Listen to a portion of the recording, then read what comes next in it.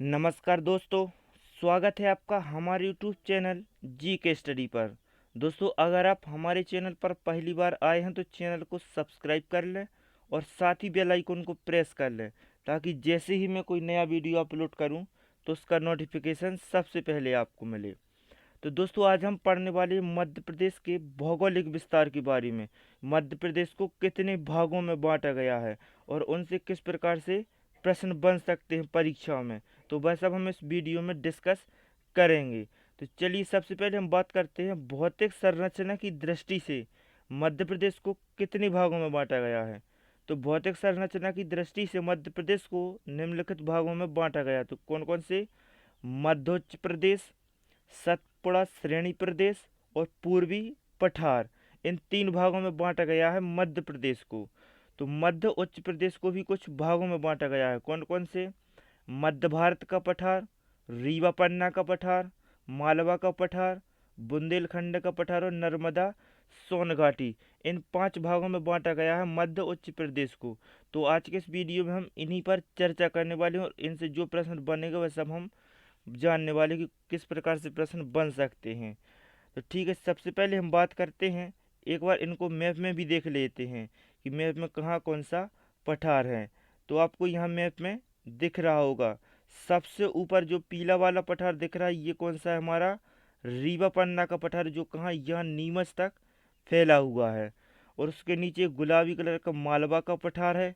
उसके नीचे ये नीले कलर में जो ये है हमारी नर्मदा सोन घाटी। और आपको जो रेड कलर में दिख रहा होगा ये हमारा रीवा पन्ना का पठार और ये है बुंदेलखंड का पठार।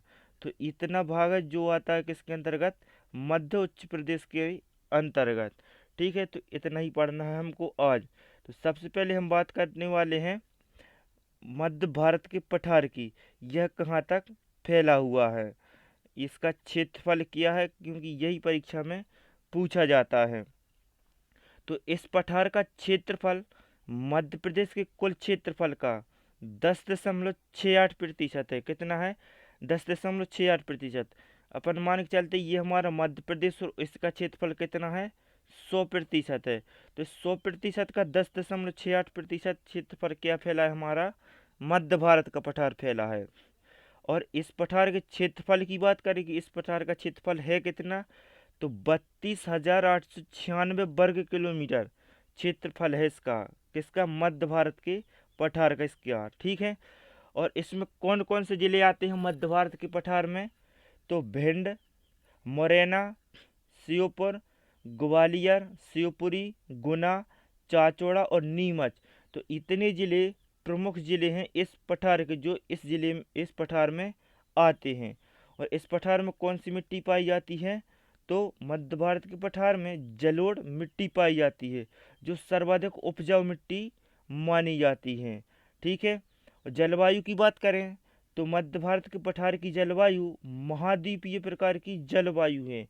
यानी गर्मी में सबसे अधिक गर्मी होती है और ठंड में सबसे अधिक ठंडी होती है। तो ये होती है महाद्वीपीय प्रकार की जलवायु। और फसल की बात करें तो मध्य भारत के पठार की प्रमुख फसल कौन सी है? सरसों है, क्योंकि यहाँ जलोढ़ मिट्टी पाई जाती है। जलोढ़ मिट्टी सबसे ज़्यादा उपजाऊ भी होती है, इसलिए यहाँ सबसे ज़्यादा सरसों की खेती होती है। और इस पठार की प्रमुख नदी कौन सी है? तो इस पठार की प्रमुख नदी है चंबल नदी। चंबल नदी का उद्गम कहाँ से हुआ यह आपको हमें कमेंट करके बताना है। ठीक है, और सबसे कम वर्षा वाला स्थान भिंड, इस मध्य भारत के पठार में है भिंड, जहाँ क्या होती है? सबसे कम वर्षा होती है। ठीक है, इतना पढ़ना है हमें मध्य भारत के पठार के बारे में। आगे आगे बात करते हैं हम रीवा पन्ना का पठार।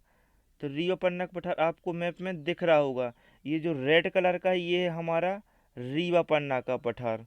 ठीक है, तो इस पठार का क्षेत्रफल मध्य प्रदेश के कुल क्षेत्रफल का 10.37% है। कितना है? 10.37% है।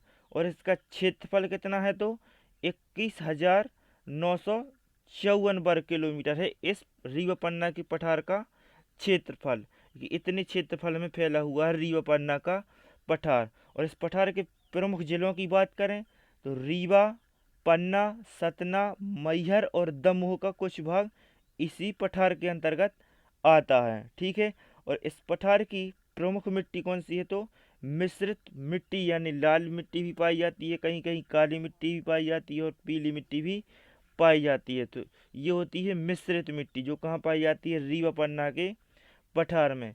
और इस पठार की प्रमुख फसल की बात करें कि प्रमुख फसल कौन सी है, तो गेहूं की खेती सर्वाधिक होती है रीवा पन्ना के पठार में। तो इतना पढ़ना है हमें रीवा पन्ना के पठार में। हमारा अगला पठार है मालवा का पठार। आपको मैप में दिख रहा होगा, ये जो गुलाबी कलर का है, ये है हमारा मालवा का पठार। तो ठीक है, इस पठार का क्षेत्रफल मध्य प्रदेश के कुल क्षेत्रफल का 28% है। कितना है, 28%। ठीक है, यह पठार कितने क्षेत्रफल में फैला है, इसकी क्षेत्रफल की बात करें तो 88,222 वर्ग किलोमीटर क्षेत्रफल में फैला हुआ है मालवा का पठार। आपको दिख रहा होगा, यही है मध्य प्रदेश का सबसे बड़ा भूभाग, क्योंकि आपको मैप में अच्छे से दिख रहा होगा क्यों ये अलग से ही है सबसे बड़ा। अब इसमें कितने जिले आते हैं, तो इंदौर, भोपाल, उज्जैन, सागर, रतलाम, देवास, विदिशा, धार, यानी यह सागर से लेकर कहाँ तक, गुजरात की बॉर्डर तक, राजस्थान की बॉर्डर तक फैला हुआ है। मध्य प्रदेश का सबसे बड़ा प्राकृतिक प्रदेश है। आपको दिख ही रहा है मैप में, क्षेत्रफल कितना है, तो 28% है। ठीक है, तो प्रश्न आता है कि मध्य प्रदेश का सबसे बड़ा प्राकृतिक प्रदेश कौन सा है, मालवा का पठार, बुंदेलखंड का पठार, सतपुड़ा मैकाल पर्वत श्रेणी या मध्य भारत का पठार।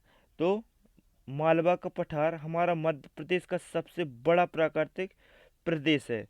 यहाँ पर काली मिट्टी पाई जाती है। कौन सी मिट्टी पाई जाती है मालवा के पठार में, काली मिट्टी पाई जाती है। और प्रश्न आता है कि काली मिट्टी के लिए कौन सी फसल उपयुक्त होती है, जो सर्वाधिक उपजाऊ होती है, तो कपास की खेती होती है काली मिट्टी के लिए सबसे ज़्यादा। तो यहाँ की मुख्य फसलें कौन कौन सी हैं, कपास, गेहूँ और सोयाबीन, ये 3 मुख्य फसलें हैं मालवा की पठार की। और यह पठार है जो दक्कन ट्रैप की बेसाल्ट चट्टानों से बना हुआ है। किस प्रकार की चट्टानों से बना है यह पठार, तो दक्कन ट्रैप की बेसाल्ट चट्टानों से। ठीक है, और इस पठार की सबसे ऊंची चोटी, आपको पता है क्योंकि यहाँ पर क्या फैला हुआ है पूरे में, विंध्याचल पर्वत फैला हुआ है, तो यहाँ पर कुछ चोटियाँ भी होगी। तो इस पठार की जो सबसे ऊंची चोटी है वह कौन सी है, सिगार की चोटी है, जो कहाँ है, इंदौर में है सिगार की चोटी। इसकी ऊंचाई की बात पूछे तो ऊंचाई कितनी है, 881 मीटर है सिगार की चोटी की ऊंचाई, जो मालवा के पठार की सबसे ऊंची चोटी है। ठीक है, और क्षिप्रा नदी को मालवा की गंगा कहा जाता है। ठीक है, कौन सी नदी को, क्षिप्रा नदी को मालवा की गंगा कहा जाता है। ठीक है, तो इतना पढ़ना है हमें मालवा के पठार के बारे में। अगली है हमारी नर्मदा सोन घाटी। तो नर्मदा सोन घाटी से बहुत ज़्यादा प्रश्न बनते हैं। तो सबसे पहले आपको यहाँ मैप में दिख रहा होगा, ये जो है ब्लू कलर में है, ये नीचे वाली, ये हमारी नर्मदा सोन घाटी। ठीक है, इसका क्षेत्रफल मध्य प्रदेश के कुल क्षेत्रफल का 26% है। यानी मालवा के पठार के बाद दूसरा सबसे प्राकृतिक प्रदेश कौन सा है सबसे बड़ा, तो नर्मदा सोन घाटी है, उसका 28% और इसका 26% है। इसके क्षेत्रफल की बात करें तो 86,000 वर्ग किलोमीटर क्षेत्रफल में फैली हुई है नर्मदा सोन घाटी। कौन कौन से जिले आते हैं इसके अंतर्गत, तो जबलपुर, मंडला, नरसिंहपुर, होशंगाबाद, बड़वाह, बड़वानी, हरदा, खंडवा और खरगोन।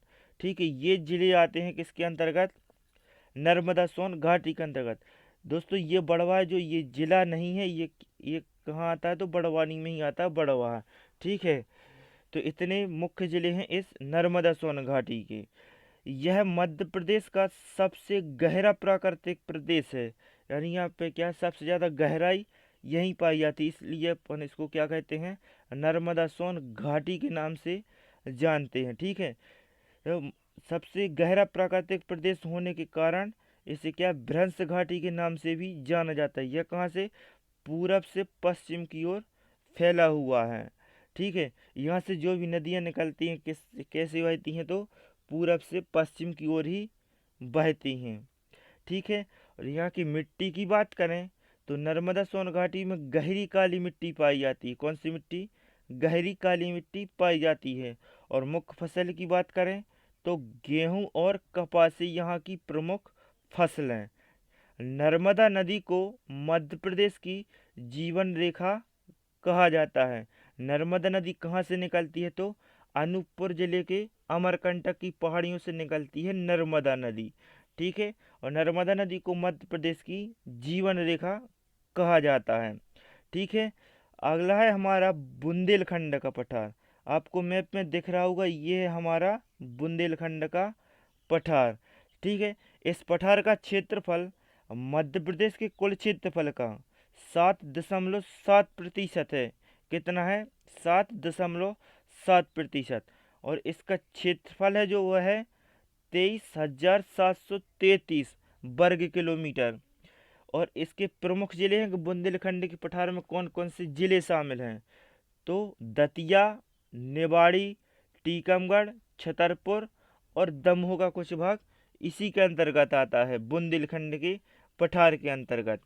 ठीक है, और यहाँ की मिट्टी की बात करें तो लाल मिट्टी और काली मिट्टी यहाँ पाई जाती है, यानी मिश्रित प्रकार की मिट्टी यहाँ भी है। लाल, कहीं कहीं लाल मिट्टी देखने को मिल जाती है, कहीं कहीं काली मिट्टी रहती है। और प्रमुख फसल की बात करें तो यहाँ की मुख्य फसल है गेहूं और चावल। ठीक है, बेतवा नदी को बुंदेलखंड की जीवन रेखा कहा जाता है। कौन नदी को? बेतवा नदी को बुंदेलखंड की जीवन रेखा कहा जाता है। बेतवा नदी कहाँ से निकली है, तो यह रायसेन जिले से निकली है बेतवा नदी। ठीक है, जिसे बुंदेलखंड की जीवन रेखा कहा जाता है। और सबसे ऊंची चोटी की बात करें कि जो बुंदेलखंड का पठार है, इसकी सबसे ऊंची चोटी कौन सी है, तो सिद्ध बाबा की पर्वत चोटी इस पठार की सबसे ऊंची चोटी है। इसकी ऊंचाई कितनी है, तो 1172 मीटर है इसकी ऊंचाई। तो इतना पढ़ना है हमें बुंदेलखंड के पठार के बारे में। तो दोस्तों, ये था हमारा मध्य प्रदेश का भौगोलिक विस्तार का भाग 1। अगले भाग में हम पढ़ेंगे सतपुड़ा, मैकाल श्रेणी और पूर्वी पठार के बारे में।